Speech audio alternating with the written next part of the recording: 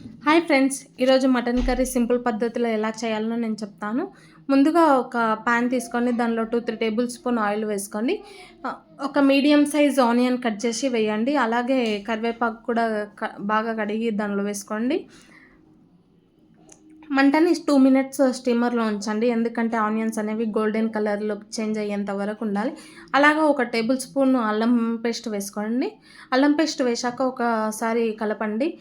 తర్వాత మంటను స్టీమర్లో ఉంచి మెల్లగా కలపండి. ఎందుకంటే అల్లం పేస్టులో స్మెల్ పోయేంత వరకు కలుపుకోండి.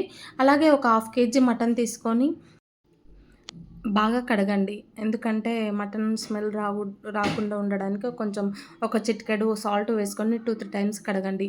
అదే పాన్‌లో కడిగిన మటన్ వేసుకొని ఒక 2-3 టైమ్స్ బాగా కలుపుకోండి.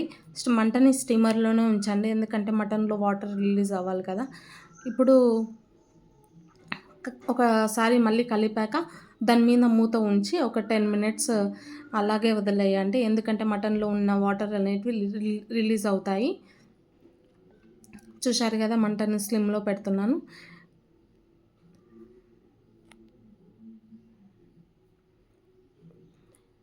ఇప్పుడు మనం చూసినట్టయితే మటన్‌లో నుంచి వాటర్ అనేవి ఎలా రిలీజ్ అవుతున్నాయో చూడండి. ఇప్పుడు ఒక మీడియం సైజ్ టమాటా తీసుకొని కట్ చేసి దానిలో వేయండి. టమాటా వేశాక ఒకసారి కలుపుకోండి. అలాగే ఒక చిటికెడు పసుపు వేసుకోండి. లేదా పావు టేబుల్ స్పూన్ పసుపు వేసుకొని ఒకసారి కలిపి మళ్ళీ మూత ఉంచి మంటని మీడియం ఫ్లేమ్‌లోకి టర్న్ చేసి ఒక 10 మినిట్స్ వదిలేయండి. మళ్ళీ ఓపెన్ చేసి చూస్తే ఆయిల్ అనేది కొంచెం రిలీజ్ అవుతుంది గదా! ఇప్పుడు ఒక 3-4 టేబుల్ స్పూన్ కారం వేసుకోండి. ఎందుకంటే మాది కారం ఎక్కువుంది. మీకు తగినంత వేసుకోండి కారం. ఒక్కసారి కారం వేశాక ఒకసారి మొత్తం కలపండి. కలిపాక చూసారా, పీసెస్‌కి మనం కారం అనేది అంటి ఉండాలి. ఇప్పుడు ఒక 2 టేబుల్ స్పూన్ సాల్ట్ వేసుకోండి. దానికి కరెక్ట్ సరిపోతుంది. ఒకవేళ సరిపోకున్నా తర్వాత ఏసుకోవచ్చు. ఎక్కువ మాత్రం వేయకండి. సాల్ట్ వేశాక ఒకసారి కలపండి. ఒక 2 మినిట్స్ అలాగే వదిలేయండి.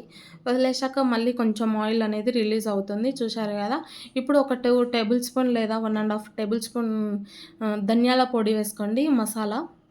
వేసుకున్నాక ఒకసారి కలిపి మూత పెట్టి ఒక 10-15 మినిట్స్ మీడియం ఫ్లేమ్‌లో పెట్టి ఉంచండి. నేనైతే వాటర్ ఏమి ఎయట్లేదు. మీకు ఒకవేళ సూప్ కావాలనుకుంటే వాటర్ యాడ్ చేసుకోండి. చూశారు కదా, పర్ఫెక్ట్ మటన్ రెడీ అయిపోయింది. చూశారు కదా, మటన్‌లో నుంచి ఆయిల్ అనేది ఎలా రిలీజ్ అయిందో. ఇలా ఉంటే మటన్ మనకు పర్ఫెక్ట్‌గా ఉడికినట్టే ఉంది. ఒక్కసారి మీరు పీస్ పట్టుకుంటే కూడా తెలుస్తుంది ఉడికిందా లేదా అనేది. అంతే ఫ్రెండ్స్, ఈజీగా మటన్ చేసే సింపుల్ పద్ధతి నేను చూపించాను. ఇలాంటి రెసిపీస్ కావాలంటే ఇంకా కామెంట్ చేయండి. మన ఛానల్‌ని సబ్స్క్రైబ్ చేయండి. Please friends, support me. Thank you.